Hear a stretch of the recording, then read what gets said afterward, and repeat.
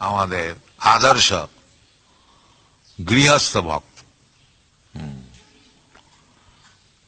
চৈতন্য মহাপ্রভু তিনি একথা বলেননি যে কেবল সন্ন্যাসী ব্রহ্মচারী এরাই ভগবানকে পাবে, আর গৃহস্থরা পচা তারা ভগবানকে পাবে না, এরকম কথা চৈতন্য মহাপ্রভু বলেন।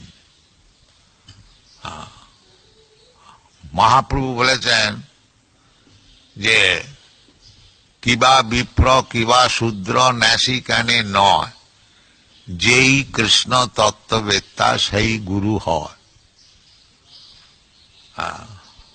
কিবা বিপ্র, ব্রাহ্মণই হোক আর শূদ্রই হোক আর সন্ন্যাসী হোক আর গৃহী হোক, তাতে কিছু যায় আসে না।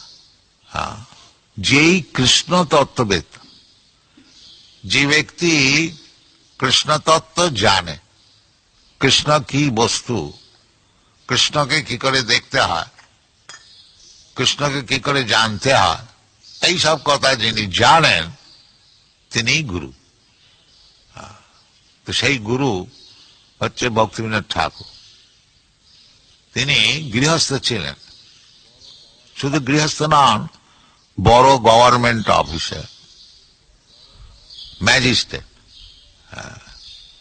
ম্যাজিস্ট্রেট ছিলেন, তাকে দিনের বেলা কোর্টে যে বিচার করতে হতো, এবং গৃহস্থ ছিলেন আরো সব ছেলেপুলে মানুষ করা, ছেলেদেরকে এডুকেশন দেওয়া, মেয়েদের বিয়ে দেওয়া, তাদের জন্য টাকা রোজগার করা, এইসব তো থাকবেই গৃহস্থের।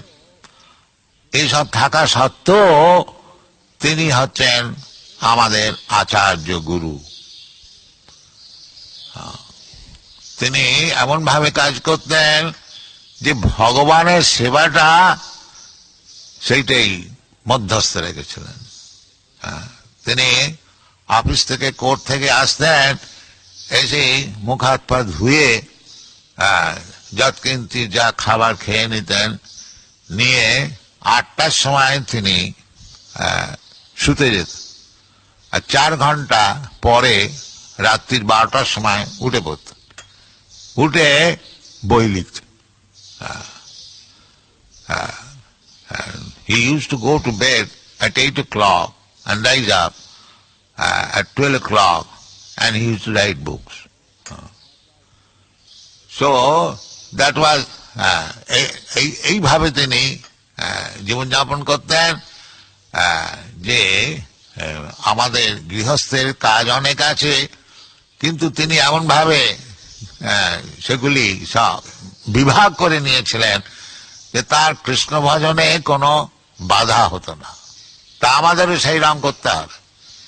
যদি আমরা হরিভজন করতে চাই, তা আমাদের গৃহস্থলী কাজকর্ম অনেক কিছু আছে, সেগুলো আমরা বাদ দিতেও পারবো না, কারণ এটাও অন্যায় যে ছেলেপুলে হয়েছে তাদের কিছু দেখবো না, তাদের কিছু করব না। অবশ্য যদি অসম্ভব হয়, সে আলাদা কথা, তাহলে এইসব কাজ করা উচিত। সকল গৃহস্থের তার দেখা উচিত। মা বাপ না যদি ভালো না হয়, তাহলে ছেলে কি করে ভালো হবে? যে ভক্তিবিনোদ ঠাকুর এইরকম গৃহস্থ ছিলেন বলে তিনি এই ভক্তি সিদ্ধান্ত সরস্বতীর মতন ছেলেকে জন্ম দিয়েছেন। এই যে ভক্তি সিদ্ধান্ত সরস্বতী গোস্বামী আমাদের গুরুদেব, তিনি হচ্ছেন ভক্তি বিনোদ ঠাকুরের পুত্র। তা তিনি এই আপনারা এখানে যারা থাকেন, এই মায়াপুরের প্রতিষ্ঠাতা হচ্ছেন ভক্তি বিনোদ ঠাকুর। আমাদের নবদ্বীপেতে সকলেই ভুলে গেছিল যে মহাপ্রভু জন্মস্থানটা কোথায়।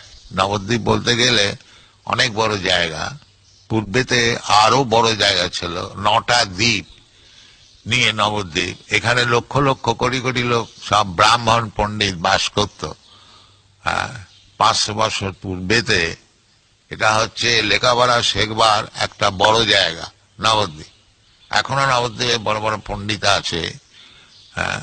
বাংলাদেশে নবদ্বীপ, উত্তরপ্রদেশে বারাণসী, এইরকম দ্বারভাঙ্গা, এরকম সব জায়গা সব ছিল যেখানে, যেমন এখন সব ক্যালকাটা ইউনিভার্সিটি, অমুক ইউনিভার্সিটি সব হয়েছে, পূর্বকালেতে এই সব কতগুলি জায়গা লেখাপড়া শেখবার ছিল।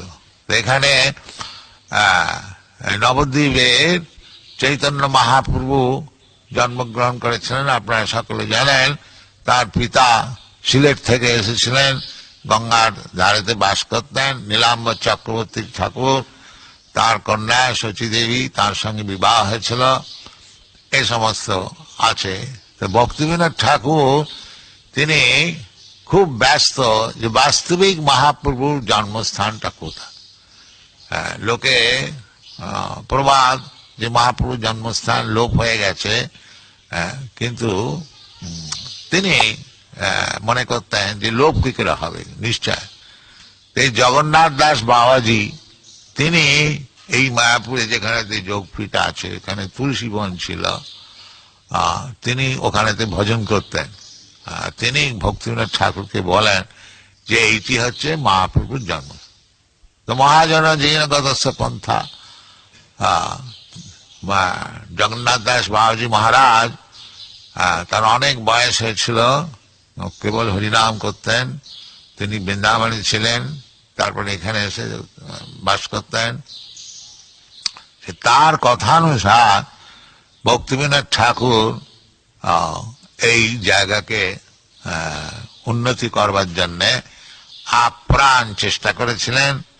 তিনি যতটা সম্ভব তার অর্থভিত্তির দ্বারাতে এখানে জায়গা সংগ্রহ করেছিলেন। তারপরেতে একটা ধাম প্রচারিণী সভা তৈরি করেছিলেন, যে সকলে এ বিষয়েতে একটুখানি ইন্টারেস্ট নেন, নিয়ে ভালো করে হয়। আর তিনি এটাও আশা করেছিলেন যে এইখানেতে মহাপ্রভুর কথাটা কোনো তো দোলো কথা না, যে এক একটা লোকের যেমন দল আছে, আজকাল অনেক সব দল হয়েছে, অমুকের দল, অমুকের দল, অমুকের দল, আর সেই সবগুলো ধোঁকাবাজিগুলো ধর্ম নামে চলছে। সেই জন্য ভাগবত বলেছেন, এবং তার ভাষান্তর করে আমাদের বৃন্দাবন দাস ঠাকুর বলেছেন যে পৃথিবীতে যাহা কিছু ধর্ম নামে চলে, ভাগবত কহে তাহা পরিপূর্ণ ছলে। এই পৃথিবীতে যে ধর্ম নামে যেসব দেশ চলছে, যে আমাদের এই ধর্ম, আমাদের এই ধর্ম, এগুলি সব বঞ্চনা। ধর্ম কখনো আলাদা হতে পারে। যেমন সোনা, সোনা যদি কেউ বলে এটা হিন্দু সোনা, এটা মুসলমান সোনা, এটা খ্রিস্টান সোনা, এ আবার হয় নাকি? সোনা সোনা, সোনা আবার হিন্দু আর মুসলমান খ্রিস্টান হয় নাকি? না, এটা হচ্ছে ভ্রম, এইগুলো হচ্ছে চিঠি। যেমন আমাদের এই কলেজ স্ট্রিটে কলকাতায় হিন্দু পাঁটার দোকান, পাঁটা খাবে, মাংস খাবে, সে আবার হিন্দু আর মুসলমান আর কি, কিন্তু তিনি হচ্ছেন শুদ্ধ হিন্দু পাঁটা খান। এইসব চলছে। তো এইগুলি সব ছেড়ে দিতে হবে। বাস্তবিক ধর্ম হচ্ছে ভগবানের চরণে শরণাগতি, দ্যাট ইজ ধর্ম। কৃষ্ণ ভগবত গীতাতে বলছেন যে ধর্ম সংস্থাপনার্থায় সম্ভবামি যুগে যুগে, আমি ধর্ম সংস্থাপন করবার জন্যে যুগে যুগে আসি। সেটা কি?